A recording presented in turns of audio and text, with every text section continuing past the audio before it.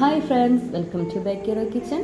അപ്പോൾ ഇന്ന് നമ്മുടെ പറമ്പിലുണ്ടായിട്ടുള്ള എന്നാൽ വളരെ ഔഷധ ഗുണങ്ങളുള്ള കർക്കിടക മാസത്തിലൊക്കെ നമ്മൾ ഒത്തിരി തോരനൊക്കെ വെച്ച് കഴിക്കുന്ന നമ്മുടെ തകര ചെടിയുടെ ഒരു റെസിപ്പിയുമായിട്ടാണ് നമ്മൾ ഇന്ന് വന്നിരിക്കുന്നത്. അപ്പോൾ നമുക്ക് വീഡിയോയിലേക്ക് ഒന്ന് പോയാലോ.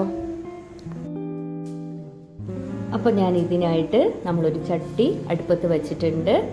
അപ്പോൾ നമ്മൾ ഇതൊന്ന് ചൂടായിട്ട് വരട്ടെ.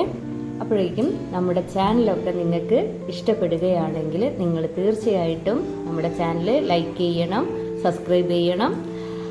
അപ്പോൾ നമ്മുടെ ചട്ടിയൊക്കെ ഇവിടെ ചൂടായി വന്നിട്ടുണ്ട്. അപ്പോൾ ഇതിലേക്ക് നമുക്ക് കുറച്ച് വെളിച്ചെണ്ണ അങ്ങ് ഒഴിച്ചു കൊടുക്കാം.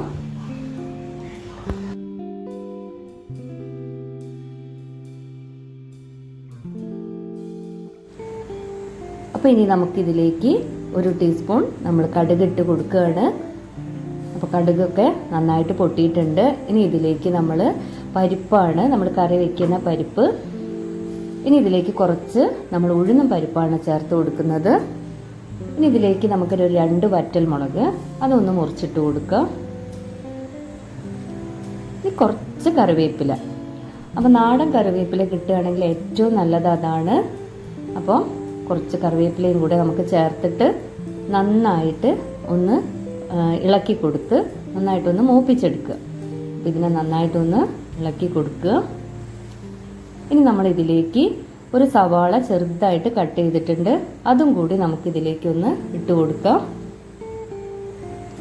ഇനി ഇതിലേക്ക് 1/2 ടീസ്പൂൺ മഞ്ഞൾപ്പൊടിയാണ് ചേർത്ത് കൊടുക്കുന്നത്.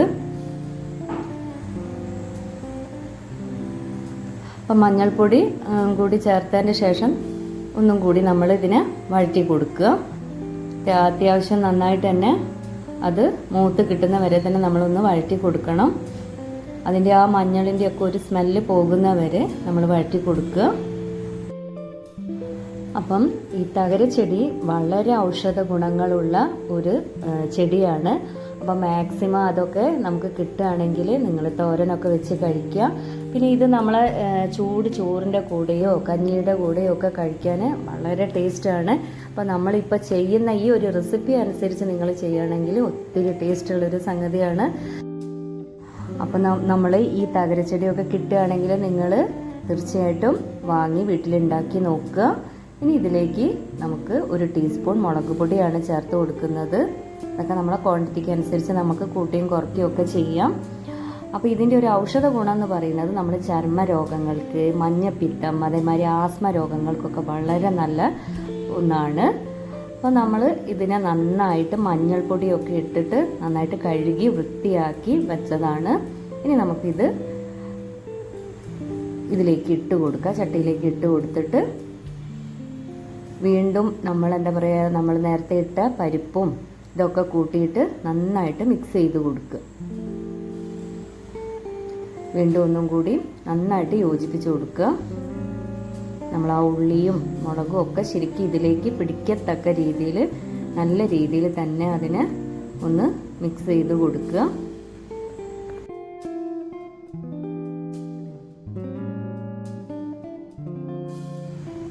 ഇനി നമുക്കിതിലേക്ക് ആവശ്യത്തിനുള്ള ഉപ്പ് ചേർത്ത് കൊടുക്കാം.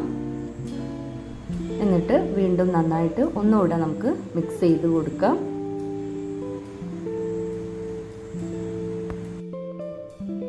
ഇനി നമുക്ക് ഇതിലേക്ക് വേണ്ട തേങ്ങാക്കൂട്ട് നോക്കാം.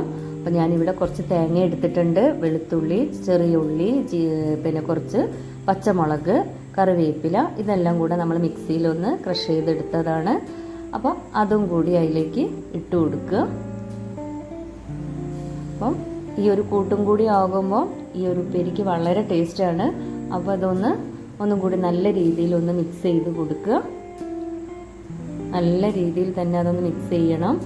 എന്നിട്ട് നമുക്കൊന്ന് അടച്ച് ഒരു 10 മിനിറ്റും കൂടെ നമുക്കിതൊന്ന് വേവിച്ചെടുക്കാം.